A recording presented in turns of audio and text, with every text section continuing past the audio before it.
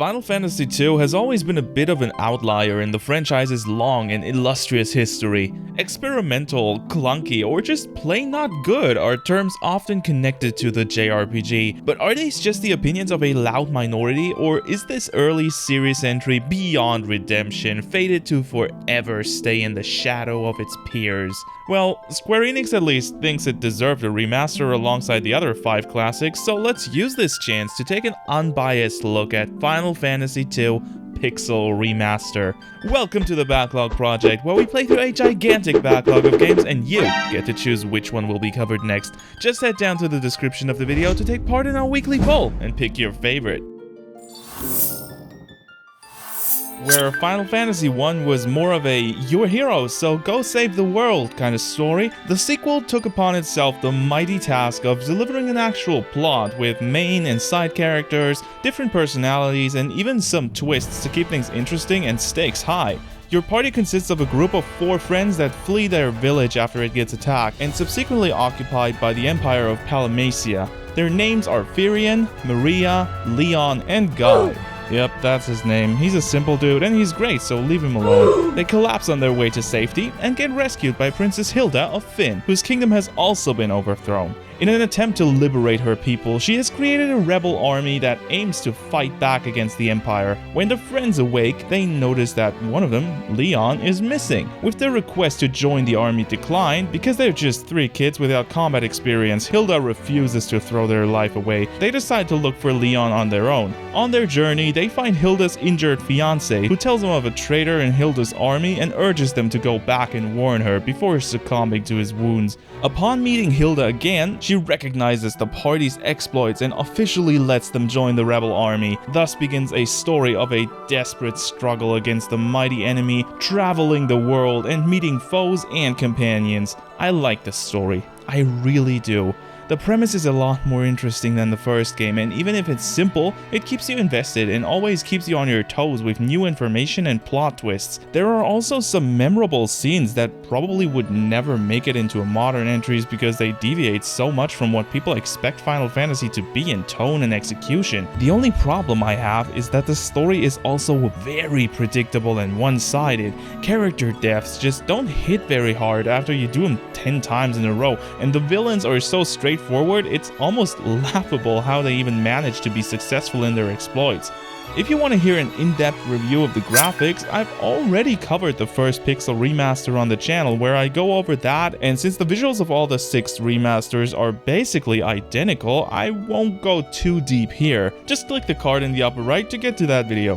What I will say is that this game is beautiful. Square took great care to recreate the classic feel of the original with new HD2D graphics and amazing special effects, making for a gorgeous feast of visuals for everyone even remotely endeared to retro games.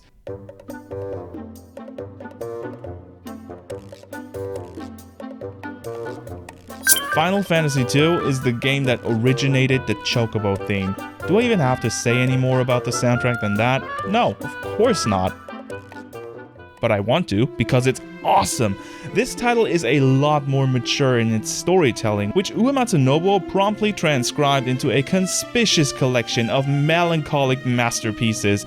Alliteration aside, the music is truly spectacular in transmitting the dread this JRPG carries deep in its story, and the Pixel Remaster only made it better by orchestrating the whole thing, giving it more oomph and weight than the NES could ever have dreamed of.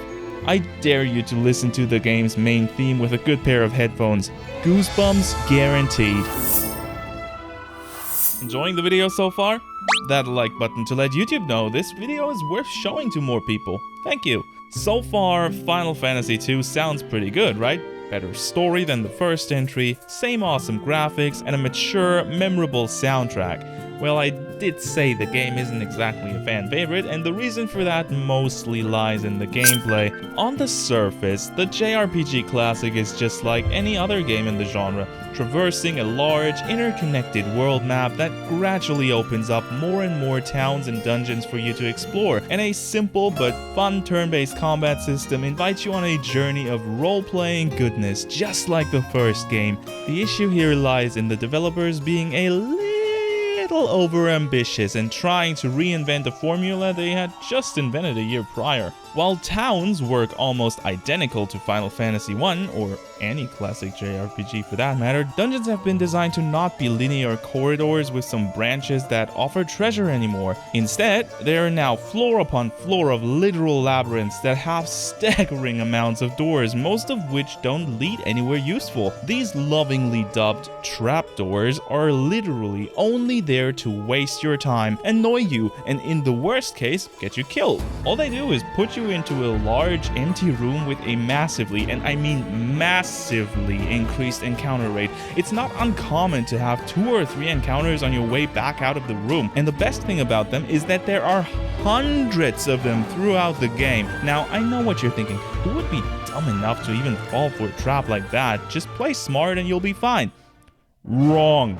There is absolutely no way to discern a trap room from the way forward other than entering, and the dungeons aren't coherent in their layout, so you can't even approach this logically by figuring out where the logical way down would be. Really, the only way they could have designed it like this is by randomly assigning the rooms and just calling it a day. What starts out as a minor annoyance, with the odd trapdoor here and there, quickly turns into a nightmarish slog when dungeons start becoming humongous around halfway through the game. Dungeons of 5 or more floors, with each having sometimes more than 10 trapdoors, needlessly long corridors, and a generally very high encounter rate, will suck out your mental health faster than a succubus can.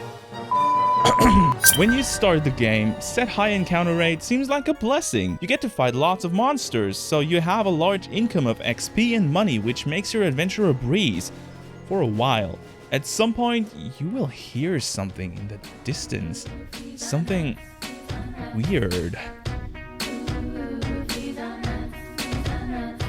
Congratulations, you will now be bombarded with the worst types of enemies ever conceived in a JRPG, and it will never stop. Every few steps puts you into an encounter created from the wet dreams of a masochist, and you can only hope to somehow make it through the merciless onslaught of status effects and one-hit kills. If you want an example of just how bad it is, I like to stock up on useful items, and because I never flee a battle, I tend to have a lot of money in JRPGs.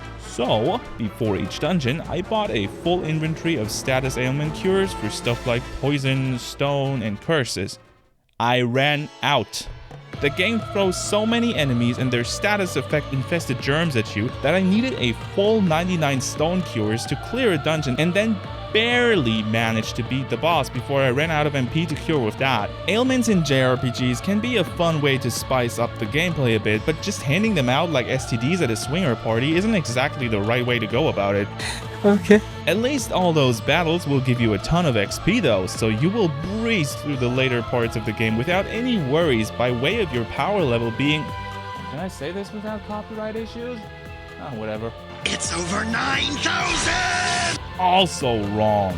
Final Fantasy II leveling works very differently from your average JRPG. In fact, it's more in line with how it works in Western RPGs like the Elder Scrolls. Every character in the game can, in theory, do everything. Swords? Swell. Bowshot? Why not?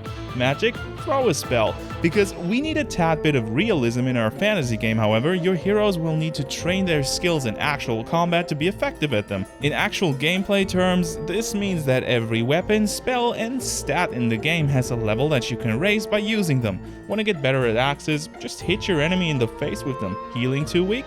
Heal some more. Even things like MP have to be leveled. Each time you spend MP in battle gives you a chance to raise the stat at the end of the fight. What sounds like a great and involved leveling system on paper turns into a boring grind very quickly. See, to keep a certain level of challenge in the game, the developers made sure to assign enemies a difficulty level that roughly coincides with the level your characters would have at the point you encounter them. The issue here is that by constantly upping the ante and you literally always leveling only one thing at a time, it becomes near impossible to train a second weapon skill or multiple spells when just normally going going through the story. So you are faced with one of two options: grind the fuck out of your skills and stats every time you go to a new area, or stick to what works and never switch, resulting in boring combat that is almost always the same, and you not even really having the option to react to new enemy skill sets because you don't have the necessary weapon or magic level to a proper degree. The last few levels also take so exorbitantly long that you will not even get close to maxing out a single thing during your whole playthrough. In my case, Firion, our main character, was using 2 swords all throughout his journey, and he was sitting at a measly level 12 sword stat after beating the final boss, out of 16.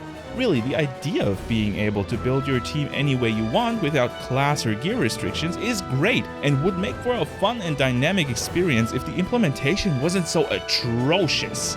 Wanna know what the best way of leveling your weapon is? Hitting yourself. No, I'm not kidding. The best way to grind is literally going to a low-level area, setting the character you want to level to hit themselves and the other 3 on constant healing duty. If that doesn't sound dumb to you, I don't know what would. The gear and item system goes hand in hand with the problematic leveling, whereas in theory, finding all kinds of weapons, spells, and gear that you can equip your characters with however you want sounds really amazing. All you do in practice is wait for a better weapon of the same type you're already using to show up, and most magic never gets used due to leveling new spells being a major pain in the ass. The series' second entry also features a new way to interact with the characters you meet on your journey: the password system. In essence, it allows your party to pick up certain keywords from dialogue that you can then speak to other characters in the world about. You can also ask them about key items you find on your adventure. Sounds cool, huh? Almost like in Ace Attorney games, you can get juicy info out of the characters if you use the right password or item at the right time. What isn't cool is that while the idea is fun and novel, it never really results in a noticeably different experience from the first game. The reason for that is that most of these passwords are very specifically meant to be used on a single NPC and never again. So most of the other important figures in the game just plain do not react to you throwing a random word in their face. If you've been watching this channel for a while, you'll know that I like to complete my games and take a minute to talk about that completion journey. Well, Final Fantasy II decided to just not have that because it has literally no post-game content to speak of, and any achievement this remake offers are almost exclusively tied to just beating the game. The only things it does have are the bestiary, treasure chests, and the theoretical potential to max out every stat on every character. Bad chance I'm doing the latter, and I already found every treasure chest during the playthrough, so the bestiary was all that was left after finishing the game. Even that was already at 98%, so going around to kill a few monsters I've missed to get it to 100% didn't take more than half an hour, and I was done with all that Final Fantasy II had to offer. And honestly, I was glad to be.